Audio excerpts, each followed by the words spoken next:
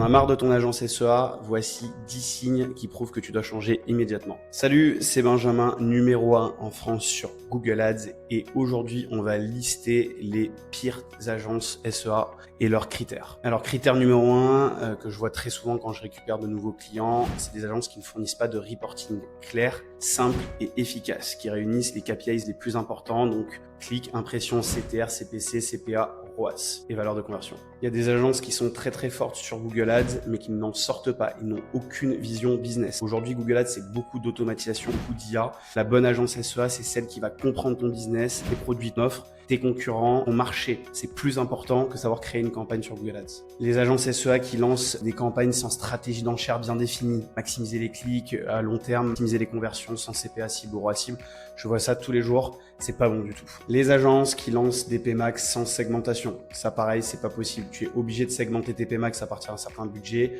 en fonction des marges, des types de produits, des marques. Tu peux pas faire une grosse PMax avec tout ton flux Merchant Center sans filtre. Les agences qui ne parlent jamais rentabilité. Typiquement, ils vont te parler de clics, d'impressions, éventuellement de conversions, mais ne pas checker si elles sont rentables ou non. Ce qui compte à la fin, c'est le ROAS. Les agences qui ignorent tes audiences et tes personas. Ta cible, c'est le plus important avant de faire de la publicité. Tu dois définir tes personas. Pourquoi ces gens-là achètent ton produit, pas chez un autre concurrent. Alors ça aussi, c'est mes préférés, c'est les agences qui refusent de toucher au site.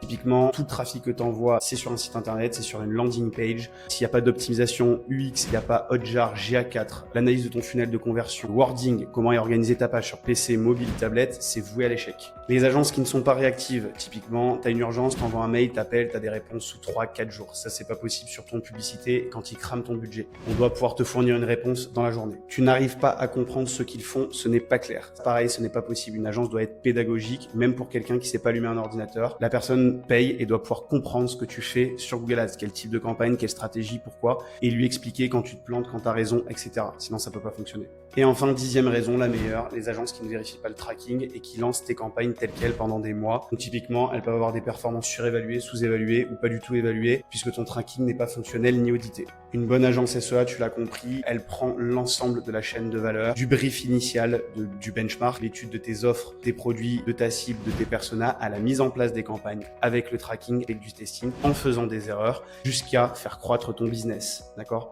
sur ton site internet et ailleurs. Si ton agence coche 3 critères ou plus, c'est peut-être le moment de changer. N'hésite pas à me contacter sur le lien dans ma bio. Si tu as aimé cette vidéo, n'hésite pas à la liker, commenter. Je réponds à 100% des commentaires et surtout abonne-toi à ma chaîne pour ne plus rien rater en tips en marketing digital.